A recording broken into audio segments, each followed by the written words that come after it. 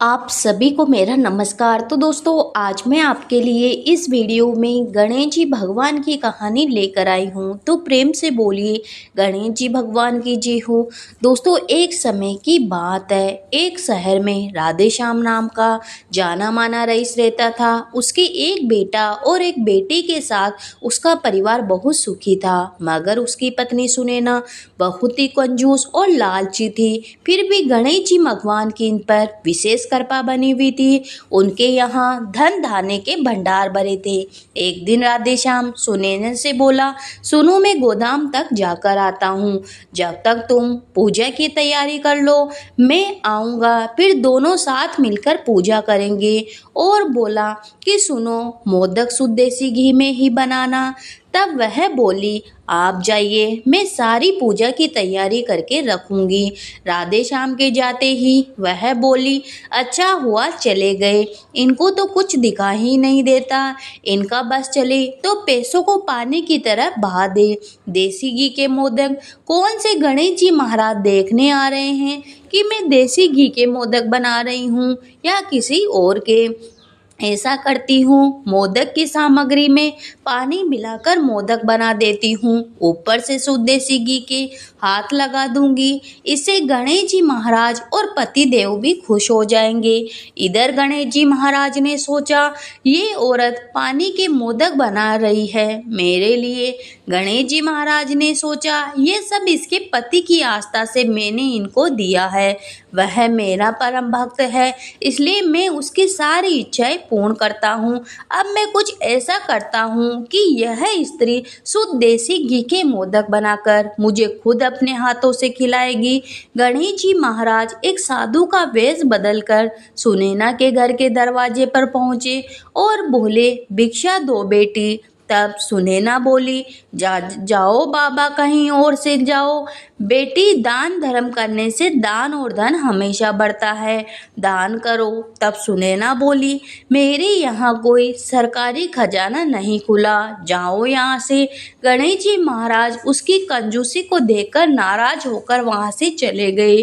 तब तक राधे श्याम भी आ गया। पूजा शुरू हो चुकी। राधे श्याम ने कहा, मोदक कहाँ है सुनैना, जरा मोदक लेकर आओ, गणेश जी महाराज को भोग लगाना है।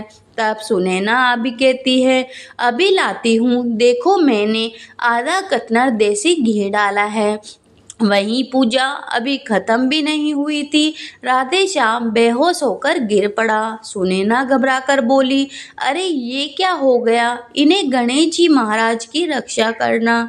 विजय बेटा, जल्दी इधर आओ, देखो तुम्हारे पिताजी को क्या हो गया है, इन्हें वैद्य जी के पास लेकर चलो, जल्दी ठीक हो जाएंगे। वह वैद्य जी के पास बोले। वैद्य जी बोले, सुनैना कौन सा रोग है, इन्हें न तो देख पा रहे हैं और न ही बोल पा रहे हैं, मुझे बहुत सी औषधियाँ तैयार करनी पड़ेगी, इसमें बहुत खर्चा हो जाएगा। तब वह बोली, मेरे पति को कुछ नहीं होना चाहिए, जो आप बोलोगे वही करूँगी। तब वैद्य जी बोले, मुझे बाहर से बहुत सी औषधियाँ मंगानी पड़ेगी, इसमें बहुत सारा खर्चा हो जाएगा। तब वह बोली, मेरे पति के पास तो इतनी ही कमाई है, ऐसा नहीं हो सकता कि कम कम खर्च में ज़्यादा इलाज हो जाए। तब वह वैद्य जी बोले कि दवाएं बहुत कीमती है, अगर तुम्हें पैसा बचाना है तो इन्हें कहीं और ले जाओ। अब सुनैना के पास वैद्य जी को पैसे देने के अलावा कोई रास्ता नहीं था।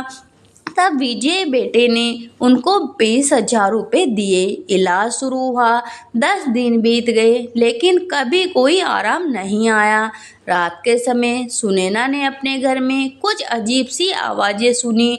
उसने उठकर देखा तो कुछ चोर उसके घर से सामान लेकर खिड़की से भाग रहे थे। वह जोर जोर से चिल्लाए, चोर चोर, बेटा उठो जल्दी से, चोर देखो चोरी करके भाग रहे हैं। लेकिन जब तक बेटा आया तब तक चोर भाग चुके थे। वह अलमारी से सारे रुपए पैसे गहने लेकर भाग गए। गणेश जी, हम तो लूट गए, बर्बाद हो गए। यह कैसी हमारी परीक्षा ले रहे हो प्रभु?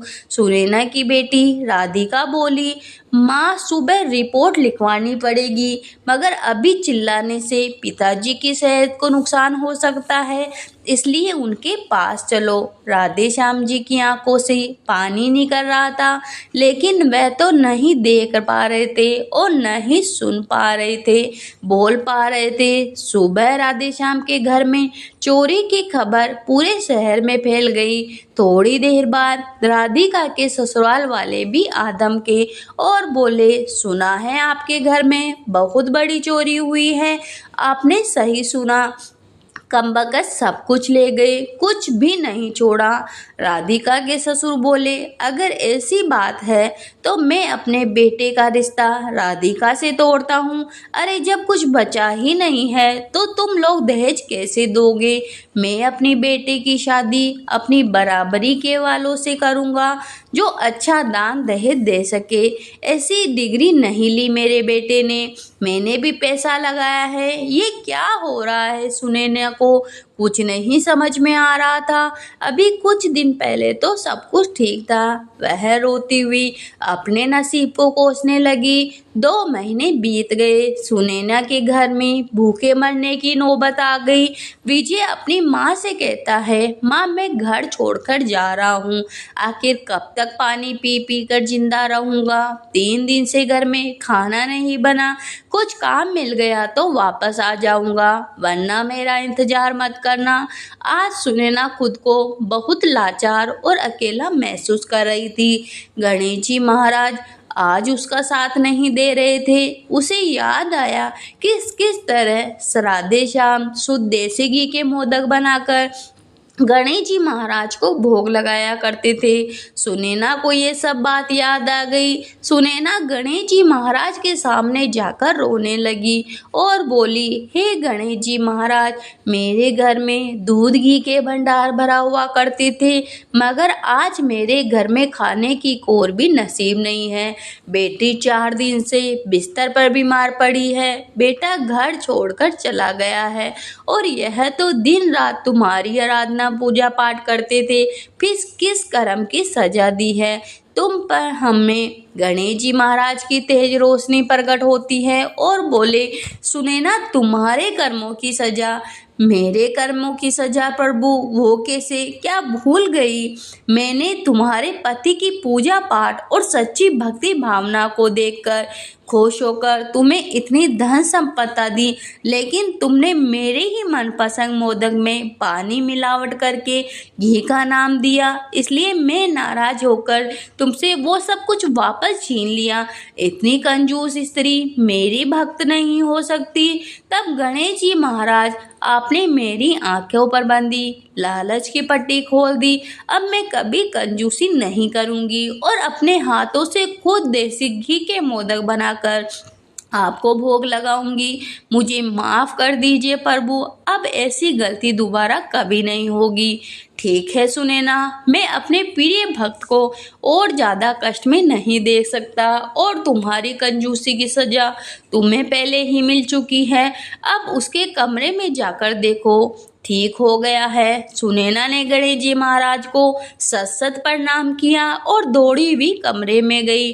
अब वह ठीक हो गए। आज सुनैना गणेश जी महाराज की कृपा से ठीक हो गए।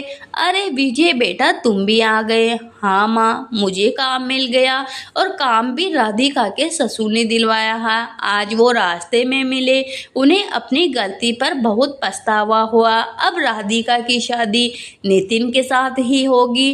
कुछ देर बाद पुलिस भी आ गई। उन्होंने बताया, आपके घर से चोरी हुआ सारा सामान मिल गया और हम आपका सामान लौटाने आए हैं। सुनैना की आंखों में खुशी के आंसू आ गए।